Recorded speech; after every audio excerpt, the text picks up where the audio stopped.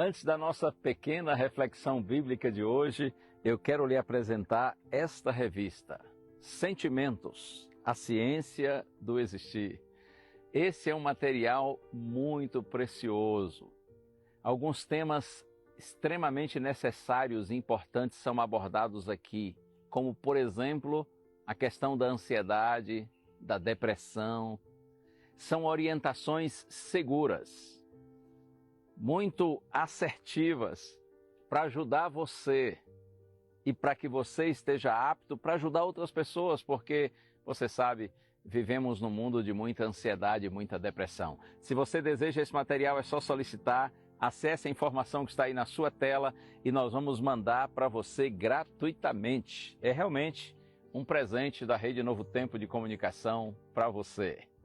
Hoje eu quero lhe convidar para nós pensarmos juntos no primeiro salmo da Bíblia. Esse é um dos textos mais conhecidos de toda a Escritura Sagrada e que, assim, com certeza nos faz muito bem e nos ajuda a entender melhor quem é Deus e como Ele quer agir em nossa vida. O Salmo 1 é bem curto, contém apenas 6 versos. E depois você pode ler o Salmo todo com calma, meditando, mas nesses próximos minutos eu quero pensar um pouquinho com você, especialmente no último verso do Salmo. Salmo 1, verso 6. Pois o Senhor conhece o caminho dos justos, mas o caminho dos ímpios perecerá. Esse verso fala sobre 2 tipos de pessoas, os justos e os ímpios.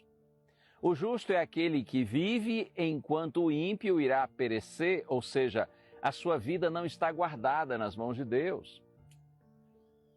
Observe que essa passagem traz, assim, uma mensagem de vida ou morte, de salvação ou perdição eterna.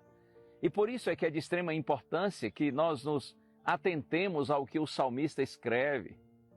Saiba que Deus tem uma poderosa e linda mensagem para você, com estas poucas palavras.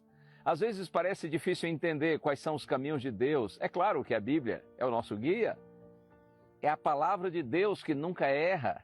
Ela sempre será uma fonte de sensatez, de sabedoria e norte para os nossos passos nessa terra, mas nem sempre nós temos que decidir entre o certo e o errado.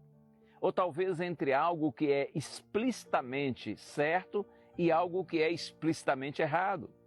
Às vezes nós temos mais de uma opção certa, ou então questões aparentemente simples demais, pequenas decisões diárias que parecem irrelevantes ou até bobas para serem colocadas aos pés de Cristo. Que roupa usar? O que comer? O que assistir? Como realizar tal atividade? O que postar nas redes sociais? São questões do dia a dia. Tudo isso às vezes nos parece insignificante, mas eu preciso lhe dizer que se você pensa assim, você está muito enganado ou enganada, sim, eu lhe mostro porque nós não temos uma divisão em nossa vida de coisas espirituais e coisas não espirituais, pelo contrário, isso é um engano do inimigo, pois tudo o que nós fazemos ou deixamos de fazer é espiritual, reflete em nossa salvação. Como lidar com as decisões? Como não falhar? Como ser justo? O verso que lemos é bem claro: o Senhor conhece o caminho dos justos. Você quer ser uma pessoa justa? Então apresente os seus caminhos, as suas decisões a Deus. Desde o seu levantar até o seu deitar, não se esqueça, Deus sabe o que é melhor. Ele é o maior interessado na sua vida, Ele quer fazer parte de cada mínima decisão. Ele quer ser o seu melhor amigo. Lembre-se, não existe decisão pequena demais para Deus. Ele se importa com tudo que você e eu vivemos, fazemos, porque Deus está agindo para a nossa salvação eterna. Vamos orar. Senhor, como é bom saber, conforme a Tua palavra, que o Senhor conhece o caminho dos justos. O Senhor vê aqueles que procuram andar com sinceridade e retidão na Tua presença, que confiam em Ti. Ajuda-nos a vivermos assim, Senhor, por Tua bendita graça, pela obra do Espírito Santo em nossa vida. Oramos em Jesus. Amém.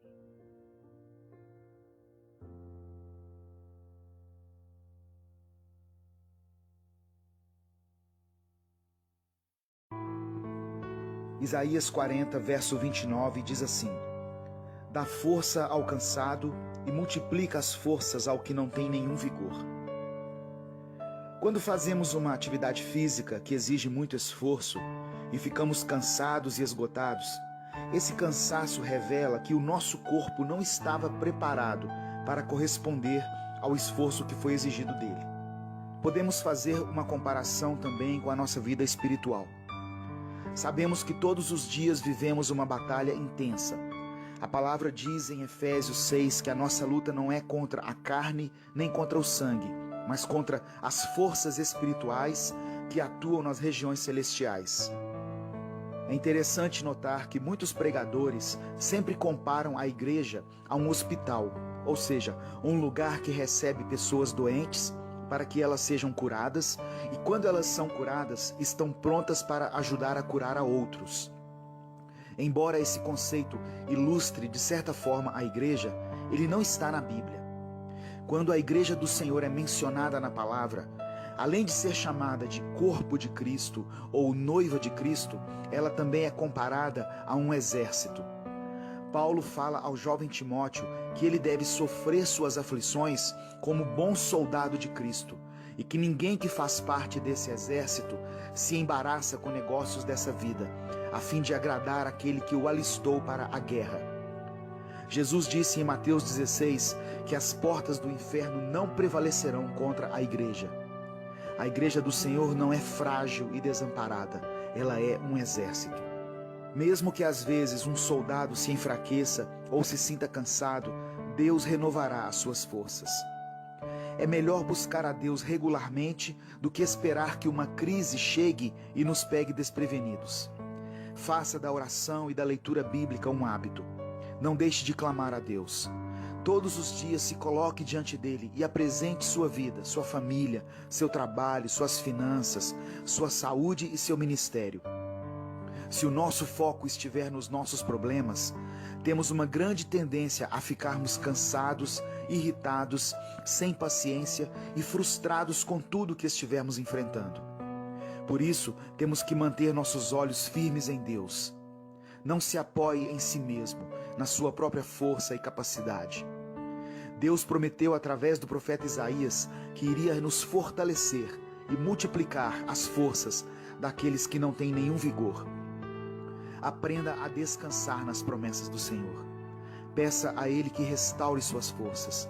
Separe um tempo de qualidade a sós com Deus, todos os dias. Eu quero orar por você. Senhor, eu te peço que cada pessoa que estiver ouvindo essa mensagem tenha suas forças restabelecidas. Que as lutas diárias sejam vencidas pelo poder que há no Teu nome. Dá força ao cansado e multiplica a força daqueles que já perderam o vigor. Que essas mãos cansadas voltem a se levantar e que os joelhos voltem a se dobrar diante do Senhor. Sei que não sabemos orar como convém, mas que o Teu Espírito coloque as frases certas na nossa boca, que possamos nos encher da Tua palavra, para que a nossa fé seja renovada. Eu te peço em nome de Jesus. Amém.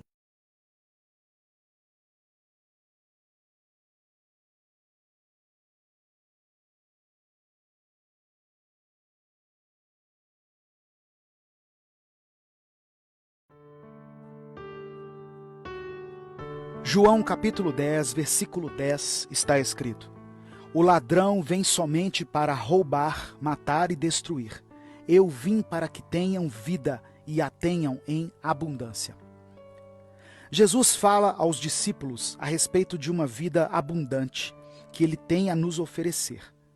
O ladrão mencionado aqui, ao contrário do que muitos já disseram, não é o diabo. Trata-se de um ladrão mesmo, no sentido literal da palavra, embora as características mencionadas a respeito deste ladrão possam ser atribuídas a Satanás. O contexto nos leva a entender que o assunto abordado por Jesus são os falsos mestres e os falsos pastores de Israel. Eles dispersavam o rebanho de Deus com falsas doutrinas e por isso foram classificados